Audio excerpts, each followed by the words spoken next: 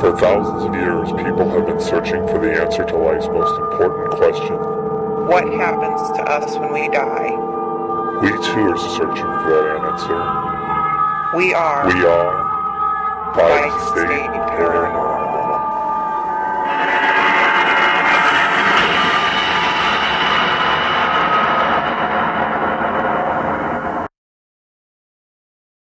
Bi-State Paranormal's investigation of Jumpin' Jimmy's restaurant and bar, Belleville, Missouri. Overnight investigation, August 9th and 10th, 2008. Paranormal claims include chairs being stacked in the poker room in very odd ways, patrons making fun of the spirits have been known to be targeted by paranormal events, the kitchen doors will swing on their own, motion sensors and alarms will be set off, lights on the third floor will turn on by themselves, footsteps and strange noises are heard throughout the structure.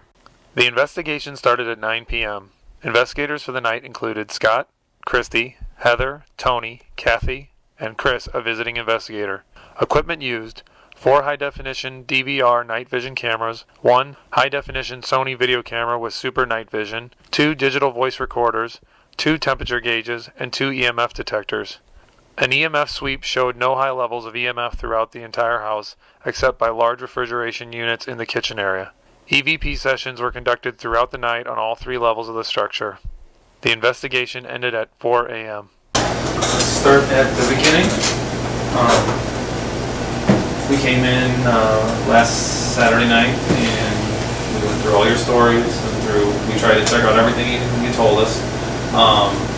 We tried to debunk, like the chairs, we couldn't do much with the chairs because either it happens or it doesn't. We saw that there is a broken hinge on that door downstairs, but that doesn't really affect, it affects how it swings, but it doesn't make it swing more. It makes it swing less, actually. What other, and then I think you said footsteps and stuff you guys repair also, and, okay, so, we did a thorough investigation. We were here till 5 o'clock in the morning, and let me show you one of the first pieces of evidence we caught right here.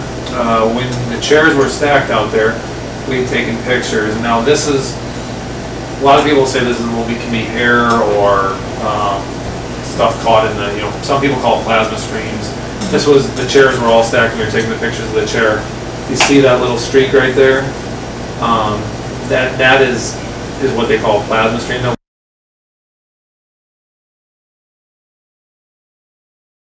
Alright, so that was the photographic evidence. Then here is the video evidence. Let me show you this piece right here really quick. This here.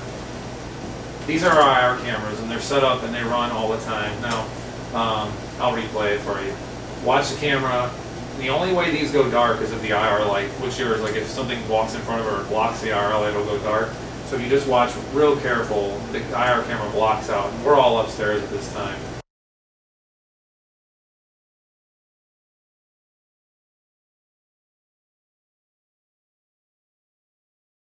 So it goes dim like that. Wow. And see, that's never happened to our cameras before either. They always just run all night long, and we never have anything go dark like that. But this one time it happened. So. I'm making myself too much. So then we're up on the 3rd floor. This is one instance where, watch Tony here.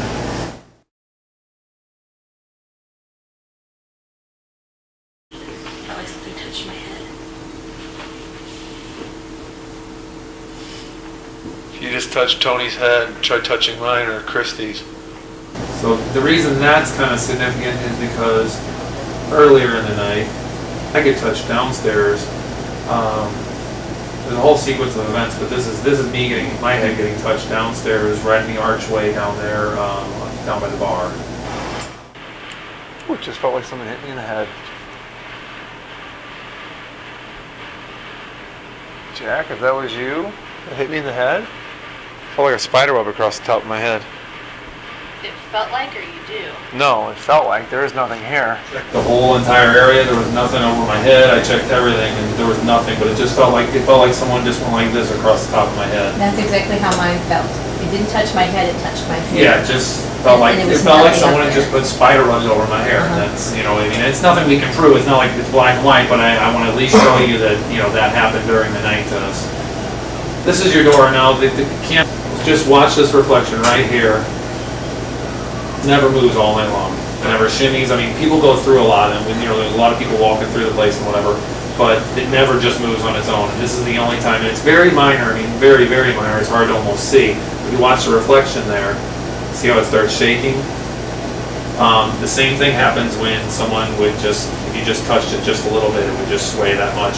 And to some of the audio that we caught, this is going to be Tony asking for a sign or a tap or a noise for making noise. If you're gonna make a noise, make a noise. Don't do no little bullshit tic-tacs. Make a noise. See, now, we did not hear that at all. We never heard that tap. Because if somebody makes a tap or we hear something, we make record of it. Well, we never heard that. So that was only picked up by our recorder.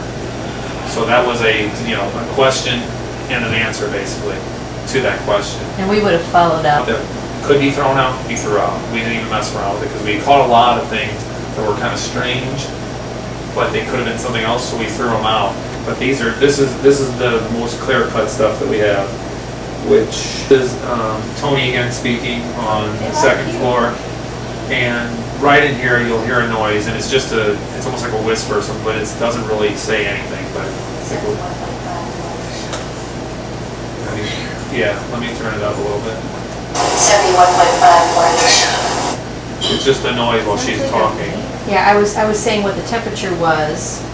Because remember we were how cold it was, and we were talking about temperature and stuff, and then there's something just kind of jumped right in there. We're all upstairs in this room right here, in the poker room, and we hear a noise downstairs. Well, Kathy makes a statement. Well, could that noise be? Well, you answered actually. Could that have been ice dropping, the ice maker? Right. And then you follow up with, no, that's not the normal noise the ice maker makes. It makes. You get to that point, you pause. We hear something, and that's when Tony and Christy said, "Oh, we heard a whisper in the back of this room." And then Heather and I go downstairs, and we're looking around. Well, when we're downstairs, that's when I get touched in the hair. Okay. And then this is what we pick up while Heather and I are downstairs. We're right by the ice maker, the DVR, and everything's making a ton of noise. See, so this is the original, and then I have a cleaned up version of it.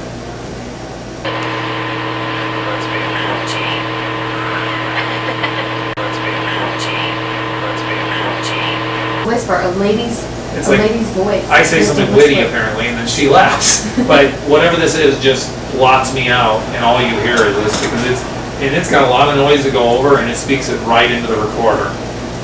But like I said, oh geez is what Tony thought, and that's what you had said. So that